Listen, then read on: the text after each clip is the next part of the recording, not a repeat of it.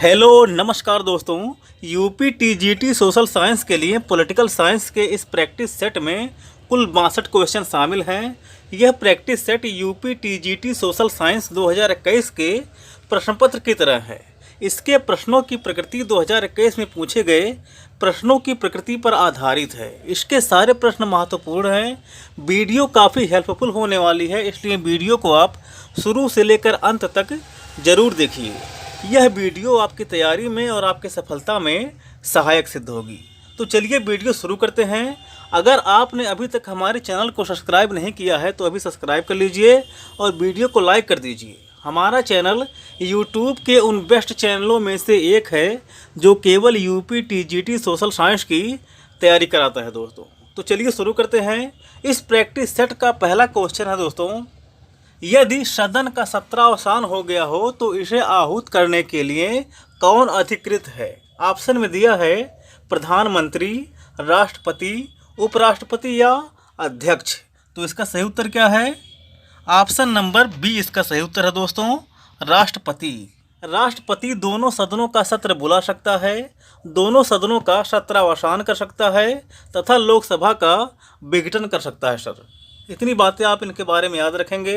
यदि सदन का सत्रावसान हो गया है तो इसे आहूत करने के लिए अधिकृत हैं राष्ट्रपति। फिर अगला क्वेश्चन है, भारत के राष्ट्रपति की अनुपस्थिति में यदि उपराष्ट्रपति उपलब्ध नहीं है, निम्नलिखित में से कौन उपराष्ट्रपति की भांति कार्य कर सकता है? ऑप्शन में दिया है भारत के मुख्य न्यायाधीश, प्रधानमंत्री, लोकसभा अध्यक्ष और भारत के महान्यायवादी। तो इसका सही उत्तर क्या है? आप जानते ही हैं, ऑप्शन नंबर पहला इसका सही उत्तर है, भारत के मुख्य न्यायाधीश। राष्ट्रपति की अनुपस्थिति में यदि उपराष्ट्रपति भी उपलब्ध नहीं है तो ऐसी दशा में भारत के मुख्य न्यायाधीश राष्ट्रपति की भांति काम कर सकते हैं। 1969 में एम हिदायतुल्लाह भारत के एक ऐसे मुख्य न्यायाधीश थे जो राष्ट्रपति के रूप में काम कर चुके हैं। तो ऑप्शन नंबर पहला इसका सही है, आप इसको याद रखेंगे। फिर अगला क्वेश्चन है दोस्तों, धन विधेयक को पारित या वापस करने के लिए राज्यसभा को दी गई अधिकतम समय सीमा क्या है? ऑप्शन में दिया है 18 दिन, 14 दिन, 16 दिन या 20 दिन। तो इसका सही उत्तर क्या है? ऑप्शन नंबर बी इसका सही उत्तर है सर, 14 दिन। धन विधेयक के संबंध में राज्यसभा को अधिकतम 14 दिनों के अंदर निर्णय लेना होता है। सामान्य विधेयक के संबंध में दोनों सदनों में विधेयक पास होना जरूरी है, लेकिन धन विधेयक के संबंध में यदि राज्यसभा 14 दिनों के अंदर उसको पारित नहीं करती है तो उसको पारित मान लिया जाता है। फिर अगला क्वेश्चन है, कुछ आकस्मिकताओं में राष्ट्रपति को राज्यपाल के कार्यों के लिए उपबंध करने का अधिकार भारतीय संविधान निम्नलिखित में से किस अनुच्छेद के अंतर्गत प्रदान करता है? ऑप्शन में दिया है अनुच्छेद 160, अनुच्छेद 162, अनुच्छेद 122 या अनुच्छेद 120। तो इसका सही उत्तर क्या है? ऑप्शन नंबर पहला इसका सही उत्तर है दोस्तों, अनुच्छेद 160। फिर अगला क्वेश्चन है, संयुक्त लोक सेवा आयोग का गठन किसके द्वारा किया जा सकता है?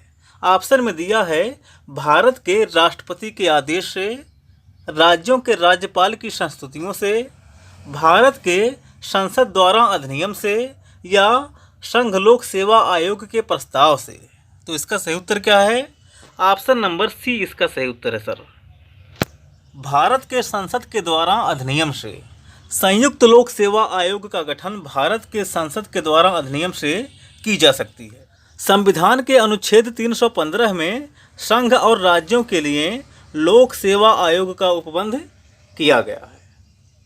तो आप इसको याद रखेंगे। फिर अगला क्वेश्चन है दोस्तों, निम्नलिखित में से कौन सा संसद के दोनों सदनों की संयुक्त बैठक बुलाने के लिए पर्याप्त आधार नहीं है? ऑप्शन में दिया है पहला, जब संसद का एक सदन विधेयक पारित कर देता है तो दूसरे सदन द्वारा उसे अस्वीकार करना। ऐसी दशा में दोस्तों संयुक्त अधिवेशन बुलाया जाता है। तो पहला इसका सही है। दूसरा है, विधेयक में किए जाने वाले संशोधनों को लेकर दोनों सदन अंततः सहमत नहीं हैं। तो ऐसी दशा में भी अधिवेशन बुलाया जाता है, संयुक्त अधिवेशन। तो यह भी इसका सही है। तीसरा है, दूसरे सदन द्वारा बिल प्राप्त करने की तिथि से 6 माह से ज़्यादा बीत गए हैं और बिल पारित नहीं हुआ है, तो इस दशा में भी संयुक्त अधिवेशन बुलाया जाता है। यह भी इसका सही है। और चौथा है, राष्ट्रपति ने बिल पर सहमति देने से इनकार कर दिया है। तो यह दोस्तों संसद के दोनों सदनों की संयुक्त अधिवेशन बुलाने का कोई पर्याप्त आधार नहीं होता है कि राष्ट्रपति ने बिल पर सहमति देने से इनकार कर दिया है। तो ऑप्शन नंबर डी इसका सही होगा। अगर राष्ट्रपति किसी बिल पर सहमति देने से इनकार करता है तो इस दशा में संयुक्त अधिवेशन नहीं बुलाया जाता है। आप इसको याद रखेंगे।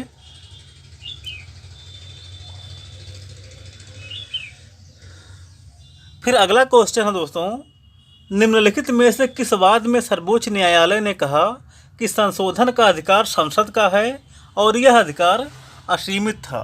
ऑप्शन में दिया है शंकरी प्रसाद बनाम भारत संघ, रमेश थापर बनाम मद्रास राज्य, बैला बनर्जी एवं अन्य बनाम पश्चिम बंगाल राज्य, और चौथा है केशवानंद भारती बनाम केरल राज्य। तो इसका सही उत्तर क्या है? ऑप्शन नंबर पहला इसका सही है सर, शंकरी प्रसाद बनाम भारत संघ। शंकरी प्रसाद मामले 1951 में पहले संविधान संशोधन अधिनियम के द्वारा सर्वोच्च न्यायालय ने यह व्यवस्था किया था कि संसद के अनुच्छेद 368 में संशोधन की शक्ति के अंतर्गत ही मौलिक अधिकारों में संशोधन की शक्ति अंतर्निहित है। इसलिए संसद संविधान में संशोधन करके किसी मौलिक अधिकार को वापस ले सकती है। तो इस प्रकार दोस्तों शंकरी प्रसाद बनाम भारत संघवाद में सर्वोच्च न्यायालय ने कहा था कि संशोधन का अधिकार संसद को है और यह अधिकार असीमित है।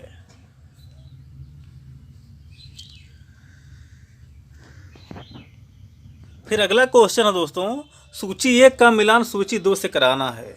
सूची 1 में दिया है लोकसभा की संख्या और सूची 2 में दिया है लोकसभा के अध्यक्ष। इसमें पहला है दोस्तों तीसरी लोकसभा के अध्यक्ष कौन थे? हुकुम सिंह थे। तो पहले का हो जाएगा चौथा। फिर अगला है 5वीं लोकसभा, इसके अध्यक्ष कौन थे? जी.ए. ढिल्लो, बलिराम भगत। फिर अगला है 7वीं लोकसभा, इसके अध्यक्ष कौन थे? बलराम जाखड़।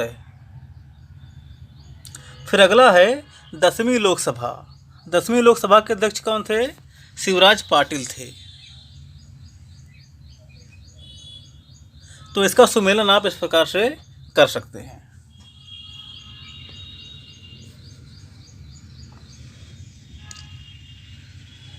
फिर अगला क्वेश्चन है दोस्तों, निम्नलिखित में से कौन सा जोड़ा सही सुमेलित नहीं है? सूची 1 में दिया है राष्ट्रपति और सूची 2 में दिया है उपराष्ट्रपति। इसमें पहला है डॉक्टर राजेंद्र प्रसाद और डॉक्टर एस राधाकृष्णन। तो पहला इसका सुमेलित है। डॉक्टर राजेंद्र प्रसाद के समय डॉक्टर एस राधाकृष्णन उपराष्ट्रपति थे। फिर अगला है डॉक्टर जाकिर हुसैन बी गिरी। तो यह भी इसका सुमेलित है। जब डॉक्टर जाकिर हुसैन राष्ट्रपति थे तो बी गिरी उपराष्ट्रपति थे। फिर अगला है संजीव रेड्डी बी जट्टी। तो इसका यह दोस्तों सुमेलित नहीं है। फिर अगला है डॉक्टर राधाकृष्णन जब राष्ट्रपति थे तो उस समय जाकिर हुसैन उपराष्ट्रपति थे। तो यह भी इसका सुमेलित है। तो ऑप्शन नंबर सी इसका सही उत्तर है दोस्तों। राष्ट्रपति के रूप में संजीव रेड्डी का कार्यकाल 1977 से 1982 तक था, जबकि बी जट्टी का 1974 से 1979 तक उपराष्ट्रपति वाला कार्यकाल था। तो यह दोस्तों इनका सही सुमेलित नहीं है कार्यकाल।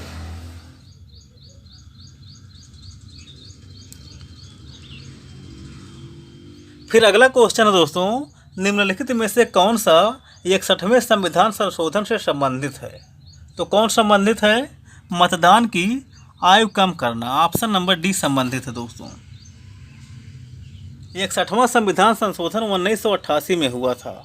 इस समय मतदान की आयु 21 साल से घटा करके 18 साल की गई थी। तो 61वां संविधान संशोधन आप याद रखेंगे, मतदान की आयु कम करना। फिर अगला क्वेश्चन दोस्तों, जनहित याचिका को निम्नलिखित में से कौन सा अनुप्रयोज्य नहीं है? ऑप्शन में दिया है पहला समाज के उपांतीकृत वर्गों के प्रति न्यायपालिका का संवैधानिक दायित्व। दूसरा है लोक स्टैंडी।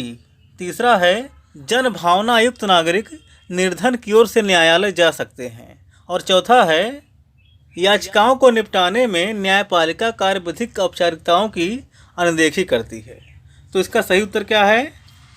तो ऑप्शन नंबर बी इसका सही उत्तर है दोस्तों, लोक स्टैंडी। जनहित याचिका का मतलब होता है एक ऐसी व्यवस्था जिसमें कोई भी व्यक्ति ऐसे समूह या वर्ग की ओर से मुकदमा लड़ सकता है जिसको उसके कानूनी या वैधानिक अधिकारों से वंचित कर दिया गया हो। इस संबंध में मुख्य बात यह है कि न्यायालय बिना एक सामान्य पत्र के आधार पर ही कार्यवाही करेगा। तो आप इसको याद रखेंगे। फिर अगला क्वेश्चन है दोस्तों, निम्नलिखित कथनों पर विचार कीजिए। इसमें दिया है पहला, सर्वोच्च न्यायालय के पास विधि से संबंधित किसी प्रश्न पर परामर्शदात्री क्षेत्राधिकार है। दूसरा है सामान्य विधि से संबंधित अपील संबंधी अवशिष्ट शक्तियाँ राष्ट्रपति को प्रदत्त हैं। और तीसरा है प्रलेख जारी करने के संबंध में उच्च न्यायालयों को सर्वोच्च न्यायालय से ज़्यादा क्षेत्राधिकार है। और चौथा है जनपदीय न्यायालयों के अधीनस्थ न्यायिक सेवाओं के व्यक्तियों के पदस्थान, पदोन्नति आदि की शक्ति उच्च न्यायालय में निहित नहीं है।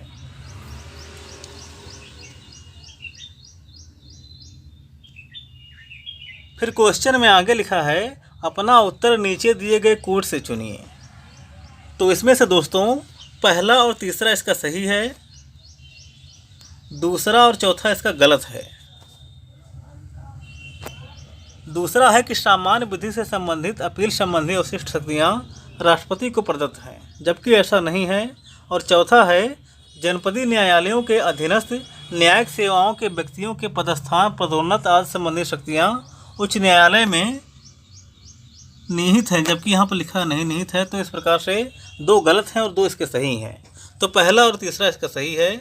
ऑप्शन नंबर पहला इनमें से सही होगा।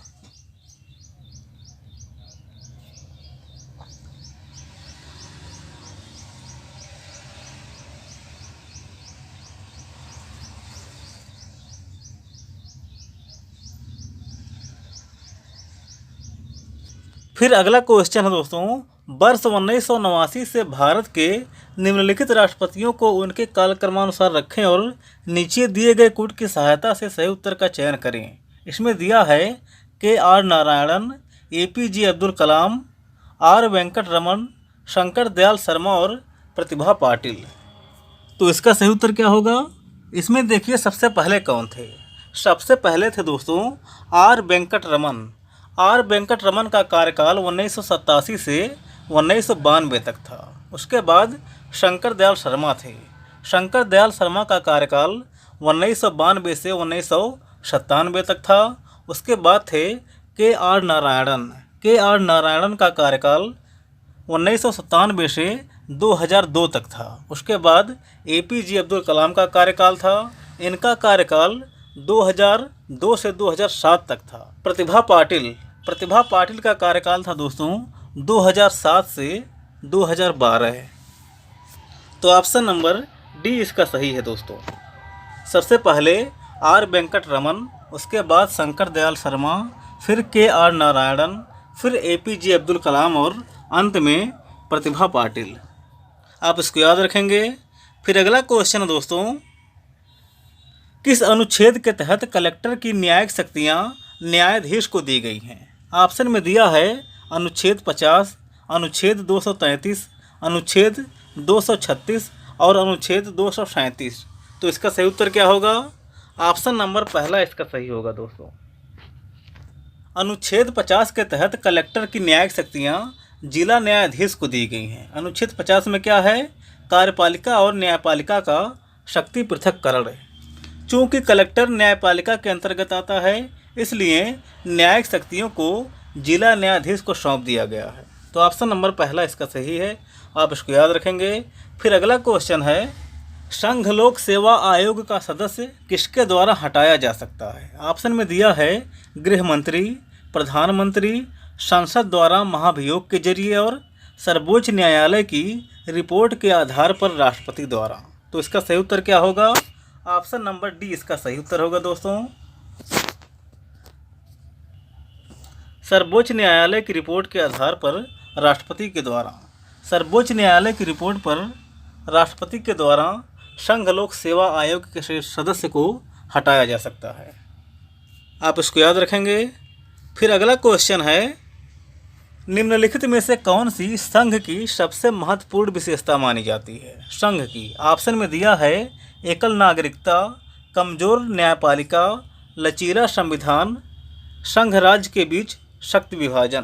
तो इसका सही उत्तर क्या होगा? ऑप्शन नंबर डी इसका सही उत्तर होगा दोस्तों। संघ और राज्यों के बीच शक्तियों का विभाजन, यह है संघ का महत्वपूर्ण लक्षण। फिर अगला क्वेश्चन है, भारत के पूर्व प्रधानमंत्री इंद्र कुमार गुजराल ने इनमें से कौन सा सिद्धांत दिया था? ऑप्शन में दिया है बतौर प्रधानमंत्री, बतौर विदेशी मंत्री, बतौर लोकसभा सदस्य और बतौर राष्ट्रपति। तो इसका सही उत्तर क्या है? देखिए, इंद्र कुमार गुजराल ने गुजराल सिद्धांत बतौर विदेश मंत्री वर्ष 1996 में दिया था। तो ऑप्शन नंबर बी इसका सही है।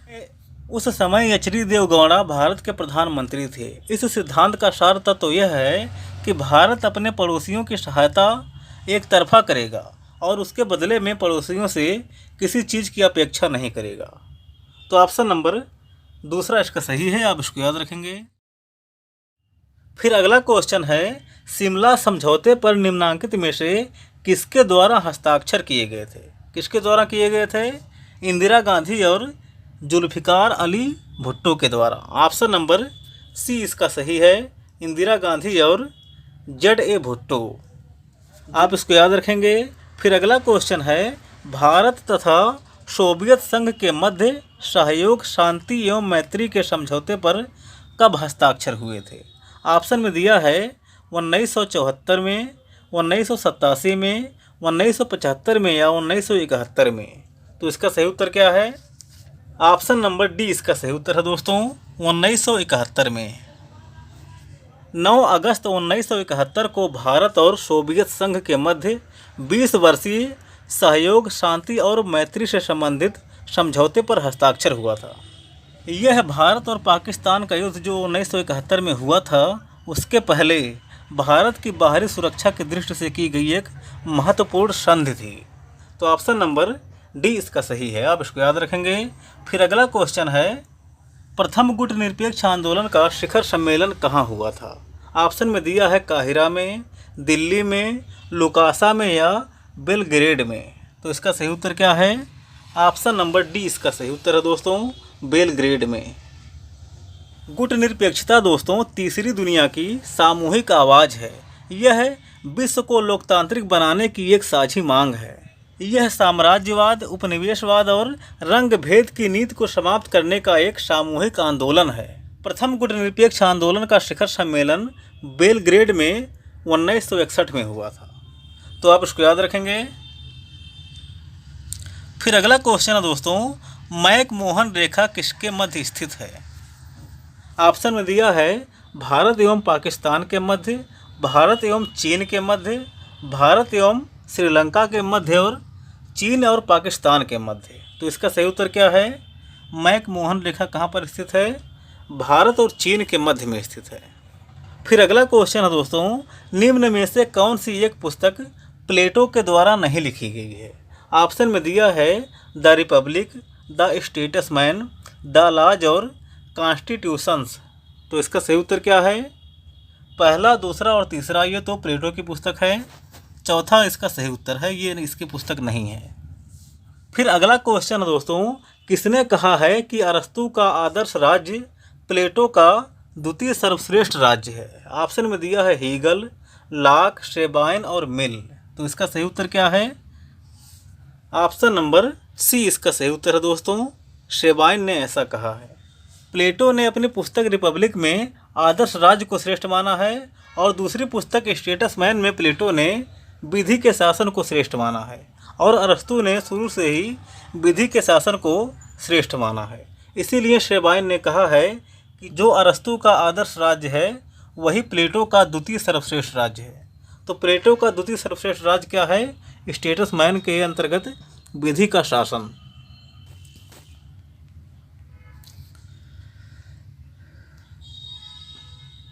फिर अगला क्वेश्चन है, प्लेटो की पुस्तक रिपब्लिक का केंद्रीय विषय क्या है?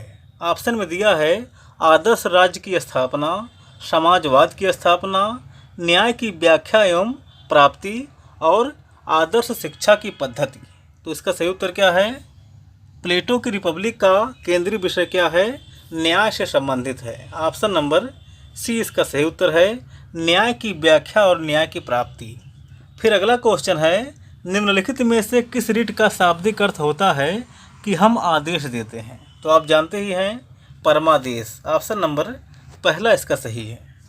अनुच्छेद 32 और अनुच्छेद 226 के अंतर्गत भारतीय संविधान के भाग 3 में प्रदत्त मौलिक अधिकारों को लागू करने के लिए भारत का संविधान उच्चतम न्यायालय और उच्च न्यायालय को विशेष अधिकार प्रदान करता है। इसके अंतर्गत न्यायालय 5 प्रकार की याचिकाओं को जारी करता है, जिसमें शामिल हैं बंदी प्रत्यक्षीकरण, परमादेश, उत्प्रेषण, निषेधाज्ञा और अधिकार परीक्षा। परमादेश का शाब्दिक अर्थ होता है कि हम आदेश देते हैं। इसके अंतर्गत न्यायालय के द्वारा किसी व्यक्ति, लोक प्राधिकारी, अधीनस्थ न्यायालय, सरकार या निगम को उनके विधिक, संविधिक या लोक कर्तव्यों को करने या अवैध रूप से न करने का आदेश जारी किया जाता है। तो आप इसको याद रखेंगे। फिर अगला क्वेश्चन है, नीचे दिए गए युग्मों में से सही युग्म यानी कि जोड़ा नहीं है। नीचे दिए युग्मों में से सही युग्म यानी कि जोड़ा कौन नहीं है? ऑप्शन में दिया है ब्रिटेन एकात्मक, तो ब्रिटेन में एकात्मक शासन है। दूसरा है अमेरिका एकात्मक, अमेरिका में एकात्मक शासन व्यवस्था है? नहीं है। अमेरिका में दोस्तों संघात्मक शासन व्यवस्था है, यही जोड़ा इसका सही नहीं है। जबकि ऑस्ट्रेलिया में संघात्मक है, भारत में भी संघात्मक है और ब्रिटेन में एकात्मक है। फिर अगला है, ब्रिटेन में वित्त मंत्रालय को क्या कहते हैं? ऑप्शन में दिया है राजकोष विभाग, वित्त विभाग, ब्यूरो ऑफ बजट और इनमें से कोई नहीं। तो इसका सही उत्तर क्या है? ऑप्शन नंबर पहला इसका सही है, राजकोष विभाग। ब्रिटेन के वित्त मंत्रालय को राजकोष विभाग कहा जाता है। आप इसको याद रखेंगे। फिर अगला क्वेश्चन है, किस देश में सिविल सेवक किसी राजनीतिक दल के सदस्य बन सकते हैं? ऑप्शन में दिया है ब्रिटेन, भारत, फ्रांस और अमेरिका। तो इसका सही उत्तर क्या है? ऑप्शन नंबर सी इसका सही उत्तर है दोस्तों, फ्रांस। फ्रांस के सिविल सेवक राजनीतिक दल के सदस्य बन सकते हैं। फ्रांस की शासन व्यवस्था यह व्यवस्था करता है कि सिविल सेवक किसी भी राजनीतिक दल का सदस्य हो सकता है। फ्रांस में राजनीतिक दलों को संवैधानिक स्थिति प्राप्त है, यानी कि फ्रांसीसी संविधान में राजनीतिक दलों का प्रावधान है। तो ऑप्शन नंबर सी इसका सही है। फिर अगला क्वेश्चन है, दिए गए विकल्पों में से कौन सी एक विशेषता यूएसए और भारत की संघराज्य पद्धति की समान विशेषता नहीं है? ऑप्शन में दिया है केंद्र और राज्यों में शक्तियों का बंटवारा, सर्वोच्च न्यायालय का अस्तित्व, न्यायिक संगठन के 2 समुच्चय और लिखित संविधान। तो इसका सही उत्तर क्या है? ऑप्शन नंबर सी इसका सही उत्तर है दोस्तों। अमेरिका में दोहरी न्यायिक प्रणाली को अपनाया गया है और भारत में इकहरी न्यायिक प्रणाली को अपनाया गया है। इस प्रकार अमेरिका और भारत की संघात्मक शासन व्यवस्था में न्यायिक संगठन के 2 समुच्चय समान विशेषता नहीं है। आप इसको याद रखेंगे। फिर अगला क्वेश्चन है, दिए गए विकल्पों में से कौन सा पद केवल संसदात्मक शासन प्रणाली में पाया जाता है? ऑप्शन में दिया है राष्ट्रपति, उपराष्ट्रपति, प्रधानमंत्री और राजा। तो इसका सही उत्तर क्या है? ऑप्शन नंबर सी इसका सही उत्तर है, प्रधानमंत्री। प्रधानमंत्री का पद अध्यक्षात्मक शासन प्रणाली में नहीं पाया जाता है, यह केवल संसदात्मक शासन प्रणाली में पाया जाता है। तो आप इसको याद रखेंगे। फिर अगला क्वेश्चन है, सुरक्षात्मक लोकतंत्र का एक सीमित सिद्धांत किसके द्वारा विकसित किया गया था? ऑप्शन में दिया है ओरगेट गस्सेट, जॉन लॉक, जेम्स मिल और जेम्स मैडिसन। तो इसका सही उत्तर क्या है? ऑप्शन नंबर बी इसका सही उत्तर है, जॉन लॉक। सुरक्षात्मक लोकतंत्र का एक सीमित विचार जॉन लॉक के द्वारा विकसित किया गया था। इसे एक साधन के रूप में भी स्वीकृति प्रदान की गई, जिसके द्वारा लोगों की रक्षा की जाती है। जॉन लॉक के राज्य की उत्पत्ति का सिद्धांत संविदावादी है। तो ऑप्शन नंबर 20 का सही है, आप इसको याद रखेंगे। सुरक्षात्मक लोकतंत्र का सीमित सिद्धांत जॉन लॉक के द्वारा दिया गया था। फिर अगला क्वेश्चन है, प्रजातांत्रिक संस्कृति के सुषुप्त श्वास सिद्धांत से क्या तात्पर्य है। ऑप्शन में दिया है पहला, निम्न सहभागिता सरकार के लिए बृहद संतोषप्रद है, और यही इसका सही उत्तर है। प्रजातांत्रिक संस्कृति के सुषुप्त श्वास सिद्धांत का मतलब होता है निम्न सहभागिता सरकार के लिए बृहद संतोषप्रद है, अर्थात जनता जितनी कम जागरूक होगी सहभागिता उतनी ही कम होगी और सरकार के लिए यह सबसे आसान शासन संचालन का मार्ग प्रशस्त करेगा। तो ऑप्शन नंबर पहला इसका सही है, आप इसको याद रखेंगे। फिर अगला क्वेश्चन है, लोकतंत्र पर मार्क्स के विचारों से संबंधित कथनों पर विचार कीजिए। इसमें पहला दिया है, प्रबोधन परंपरा में वे लोकतंत्र को एक आंगिक समुदाय के रूप में देखते हैं, और दूसरा है, बुर्जुआ लोकतंत्र अवसर अनुकूल बुर्जुआ आतंक में बदल जाता है। तो इसका सही उत्तर क्या है? ऑप्शन नंबर सी इसका सही उत्तर है दोस्तों। ए और दो दोनों सही हैं। लोकतंत्र पर मार्क्स के विचारों से संबंधित कथन दोस्तों दोनों सही है। प्रबोधन परंपरा में लोकतंत्र को एक आंगिक समुदाय के रूप में मार्क्स देखते हैं, और बुर्जुआ लोकतंत्र अवसर के अनुसार बुर्जुआ आतंक में बदल जाता है। तो दोनों बात इसकी सही है। फिर अगला क्वेश्चन है,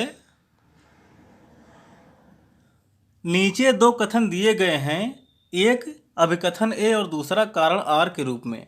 अभिकथन ए है, शक्ति भ्रष्ट बनाती है और पूर्ण शक्ति पूर्णतः भ्रष्ट बनाती है, और कारण आर है, लोकतंत्र में शक्ति के दुरुपयोग के विरुद्ध सबसे उत्तम नियंत्रण होता है, क्योंकि शक्ति विभिन्न समूहों में विभाजित हो जाती है। तो इसका सही उत्तर क्या है? ऑप्शन नंबर पहला इसका सही है दोस्तों। शक्ति भ्रष्ट बनाती है और पूर्ण शक्ति पूर्णतः भ्रष्ट बनाती है, यह किसका कथन है? आप कमेंट बॉक्स में कमेंट करके बताएं। फिर अगला क्वेश्चन है, निम्नांकित में से कौन प्रतिनिधित्व की एक पद्धति है? ऑप्शन में दिया है, निर्वाचक मंडल, संविद सरकार, न्यूनतम साझा कार्यक्रम और प्रत्यक्ष तथा अप्रत्यक्ष चुनाव। तो इसका सही उत्तर क्या है? ऑप्शन नंबर डी इसका सही उत्तर है, प्रत्यक्ष तथा अप्रत्यक्ष चुनाव। यह प्रतिनिधित्व की एक पद्धति है। फिर अगला क्वेश्चन है, निम्न राज्यों में से किस एक की राष्ट्रीय कार्यकारिणी में सभी प्रमुख राजनीतिक दलों को प्रतिनिधित्व मिल जाता है? ऑप्शन में दिया है, जर्मनी, जापान, ऑस्ट्रेलिया और स्विट्जरलैंड। तो इसका सही उत्तर क्या है? ऑप्शन नंबर डी इसका सही उत्तर है।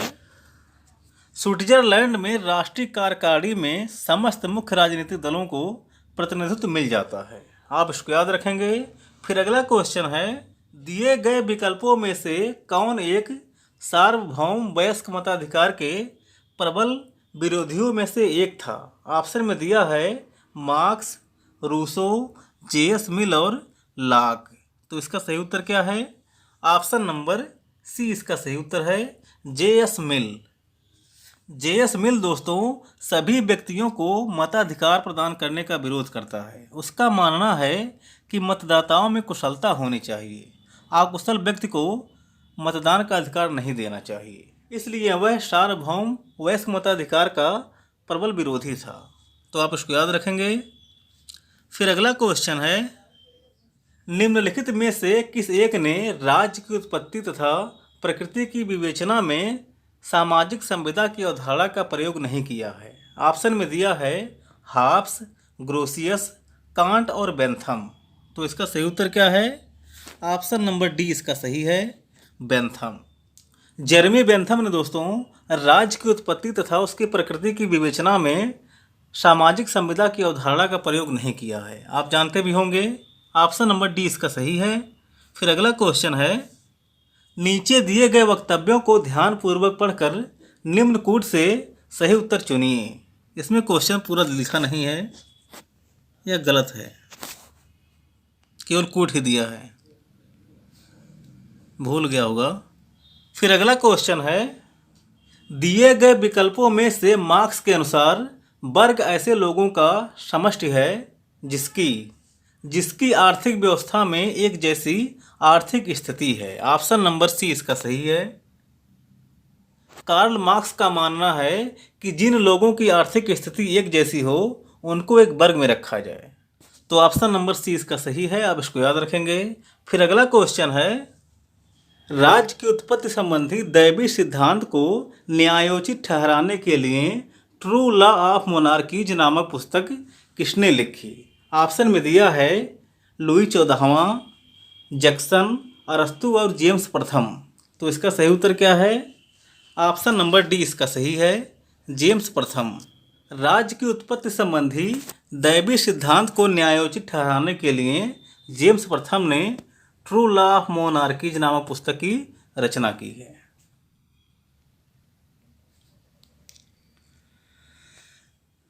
फिर अगला क्वेश्चन है, समाजवादी राज्य को निम्न में से किस रूप में समझते हैं? तो समाजवादी दोस्तों राज्य को एक अच्छी संस्था मानते हैं।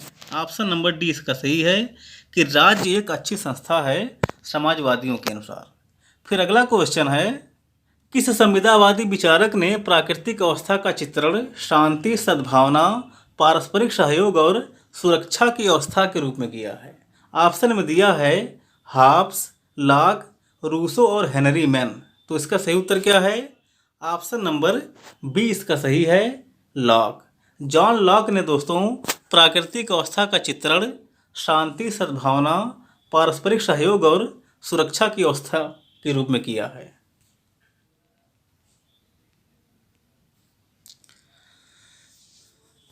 फिर अगला क्वेश्चन है, दबाव समूह का व्यवस्थित अध्ययन करने वाला प्रथम व्यक्ति कौन था? ऑप्शन में दिया है मोस्का, कांट, एफ वेंटले और सर जेम्स।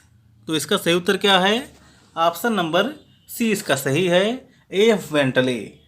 दबाव समूह का व्यवस्थित अध्ययन करने वाला प्रथम व्यक्ति एफ वेंटले था, आप इसको याद रखेंगे। फिर अगला क्वेश्चन है, निम्नलिखित में से किसने लोकतंत्र को बहुमत की निरंकुशता के रूप में वर्णित किया है? ऑप्शन में दिया है Rousseau, Dunning, Comte, de Tocqueville और जेम्स मेडिसन। तो इसका सही उत्तर क्या है? ऑप्शन नंबर सी इसका सही है, काम्ट डे टॉकविले। टॉकविले ने दोस्तों लोकतंत्र को बहुमत की निरंकुशता के रूप में वर्णित किया है, आप इसको याद रखेंगे। फिर अगला क्वेश्चन है, कौन सा राजनीतिक सिद्धांत राज्य को एक आवश्यक बुराई मानता है? ऑप्शन में दिया है समाजवाद, शास्त्रीय उदारवाद, मार्क्सवाद या कल्याणकारी राज्य का सिद्धांत। तो इसका सही उत्तर क्या है? ऑप्शन नंबर बी इसका सही है, शास्त्रीय उदारवाद। शास्त्रीय उदारवाद को ही व्यक्तिवाद कहा जाता है। तो ऑप्शन नंबर बी इसका सही है, व्यक्तिवाद के अनुसार राज्य एक आवश्यक बुराई है।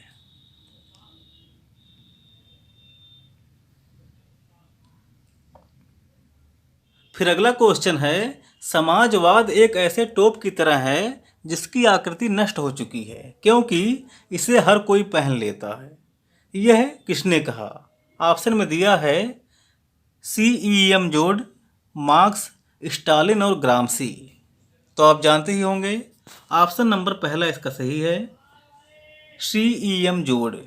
जोड का यह कथन है दोस्तों कि समाजवाद एक ऐसी टोप की तरह है जिसकी आकृति नष्ट हो चुकी है क्योंकि इसे हर कोई पहन लेता है। फिर अगला क्वेश्चन है, राज्य को पीछे धकेलो निम्नलिखित में से किस अवधारणा से जुड़ा है? ऑप्शन में दिया है निजीकरण और उदारीकरण, यही इसका सही उत्तर है, पहला। निजीकरण और उदारीकरण के अनुसार राज्य को पीछे ढकेल दिया जाता है और व्यक्ति को स्वतंत्र रूप से छोड़ दिया जाता है क्योंकि उदारीकरण राज्य की हस्तक्षेप नीति का समर्थन करता है। जॉन लॉक को उदारवाद की आत्मा कहा जाता है।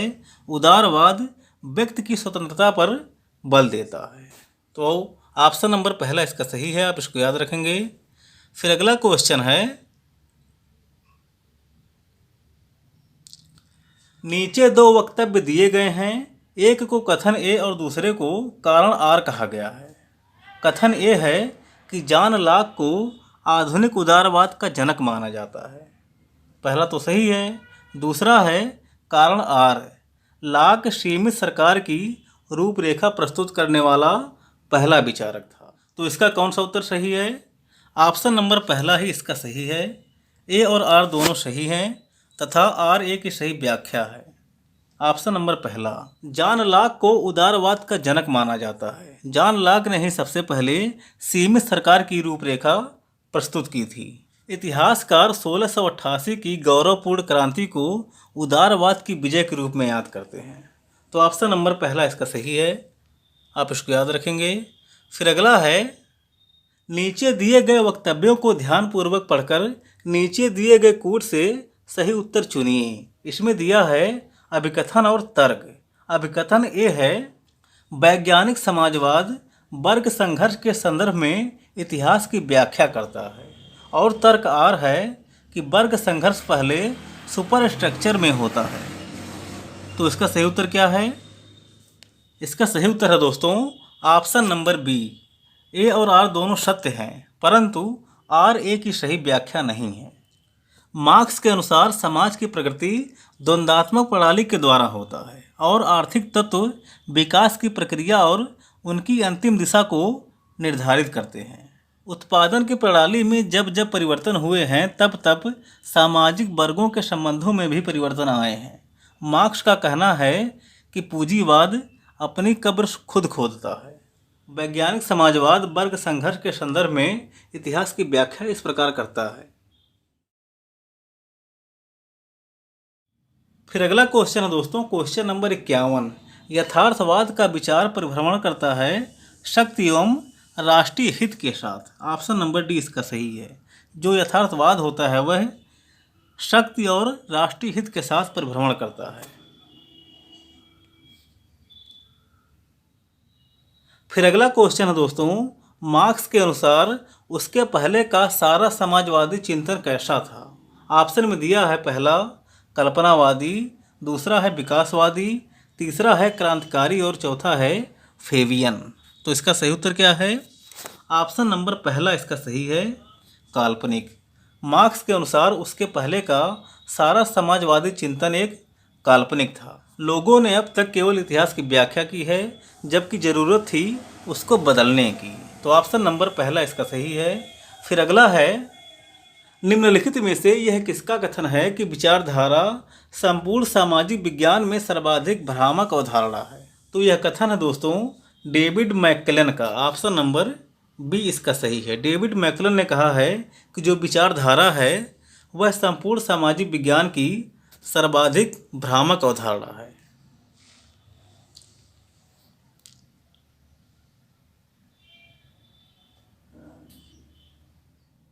फिर अगला क्वेश्चन है दोस्तों, सूची 1 का मिलान सूची 2 से कराना है। सूची 1 में दिया गया है लेखक का नाम और सूची 2 में दिया है उनकी अवधारणाएं जिसको सुमेलित करना है। इसमें पहला है जॉन रॉल्स। तो जॉन रॉल्स की क्या अवधारणा है? जस्टिस एंड फेयरनेस, पहले का तीसरा। फिर अगला है जॉन सी हर्सानियाई। इनकी क्या अवधारणा है? इनकी अवधारणा है दोस्तों द मैक्सिमम प्रिंसिपल। तो बी का हो जाएगा चौथा। फिर अगला है रिचर्ड जे अनरेशन। इनकी क्या अवधारणा है? इनकी अवधारणा है दोस्तों प्राइमरी गुड्स रिंकसीडर्ड। फिर अगला है अलेक्स कैलिनिकोस। इनकी क्या अवधारणा है? Equality of what. तो डी का हो जाएगा चौथा। तो इसका सुमेलन आप इस प्रकार से कर सकते हैं। ऑप्शन नंबर सी इसका सही उत्तर होगा।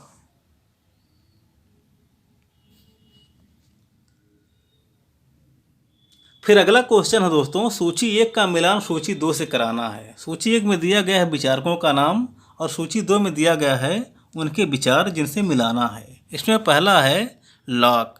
तो लॉक का क्या विचार है? लॉक का विचार है दोस्तों कि राज्य लोगों की इच्छा पर आधारित है।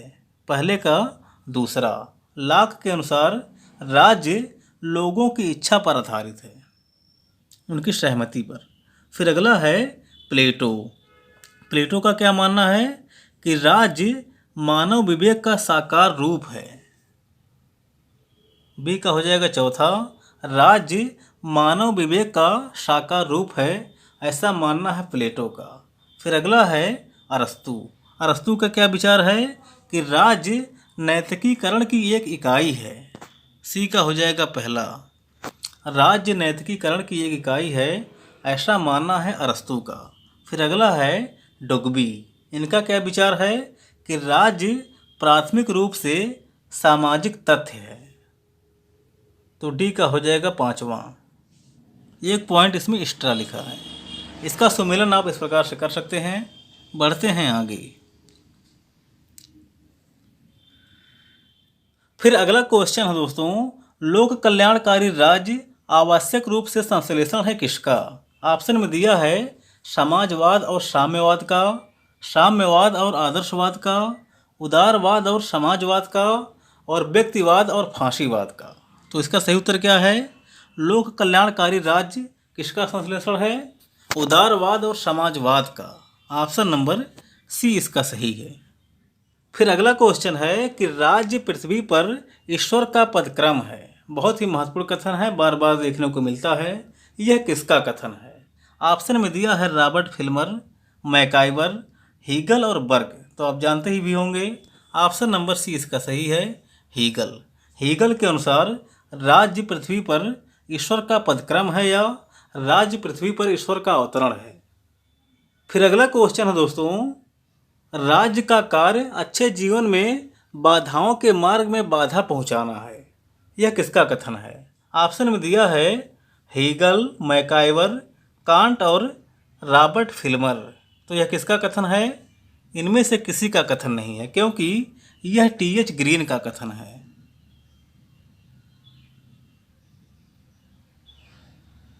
आप जानते भी होंगे यह ग्रीन का कथन है। ऑप्शन के हिसाब से यह क्वेश्चन गलत है। राज्य का कार्य अच्छे जीवन में बाधाओं के मार्ग में बाधा डालना है, यह टी.एच. ग्रीन का कथन है। फिर अगला क्वेश्चन है, सूची 1 का मिलान सूची 2 से कराना है। इसमें पहला है कि राज्य दमन का एक कृत्रिम चक्र है। यह किसका कथन है, यह कथन है दोस्तों कार्ल मार्क्स का। तो पहले का हो जाएगा चौथा। फिर अगला है राज्य एक जीवधारी है। यह किसका कथन है, स्पेंसर का कथन है, हर्बर्ट स्पेंसर। फिर अगला है राज्य पूर्ण नैतिक विकास की आवश्यक परिस्थितियों का सृजन करता है। राज्य पूर्ण नैतिक विकास की आवश्यक परिस्थितियों का सृजन करता है। यह कथन है टी.एच. ग्रीन का। फिर अगला है कि राज्य एक आवश्यक बुराई है। यह किसका कथन है, जे.एस. मिल का। जे.एस. मिल शास्त्रीय उदारवादी यानी कि व्यक्तिवादी विचारक हैं। तो इनके अनुसार राज्य एक आवश्यक बुराई होगी। तो इसका सुमेलन आप इस प्रकार से कर सकते हैं। फिर अगला क्वेश्चन है, राज्य के ऐतिहासिक विकास का कौन सा क्रम सही है। तो राज्य के विकास का ऐतिहासिक क्रम है दोस्तों पूर्वी राज्य, रोमन साम्राज्य, सामंती राज्य और राष्ट्र राज्य। ऑप्शन नंबर सी इसका सही है, पूर्वी राज्य, रोमन साम्राज्य, सामंती साम्राज्य और राष्ट्र राज्य। यही राज्य के ऐतिहासिक विकास का क्रम है, आप इसको याद रखेंगे। फिर अगला है, प्रत्येक राज्य में एक इच्छा होती है जो विधिक रूप से अन्य सभी इच्छाओं पर प्रबल होती है। यह दृष्टिकोण किसके द्वारा व्यक्त किया गया है। ऑप्शन में दिया है रूसो, मैकियावेली, टी.एच. ग्रीन और एच.जे. लॉस्की। तो किसका कथन है, रूसो का। ऑप्शन नंबर पहला इसका सही है। रूसो के दृष्टिकोण के अनुसार प्रत्येक राज्य में एक इच्छा होती है जो विधिक रूप से अन्य सभी इच्छाओं पर प्रबल होती है। फिर अगला क्वेश्चन है दोस्तों अंतिम क्वेश्चन, क्वेश्चन नंबर 62। राज्य की जगह रिपब्लिक शब्द को प्रमुखता किसने दी। ऑप्शन में दिया है मैकियावेली, बोधा, मार्क्स और लॉक। तो इसका सही उत्तर क्या है, ऑप्शन नंबर बी इसका सही है, बोधा। जीन बोधा ने दोस्तों राज्य की जगह पर रिपब्लिक शब्द को प्रमुखता दी है। तो आप इसको याद रखेंगे। इसी क्वेश्चन के साथ दोस्तों हमारी यह वीडियो यहीं पर समाप्त होती है। अब हम मिलेंगे अगली वीडियो में, तब तक के लिए जय हिंद।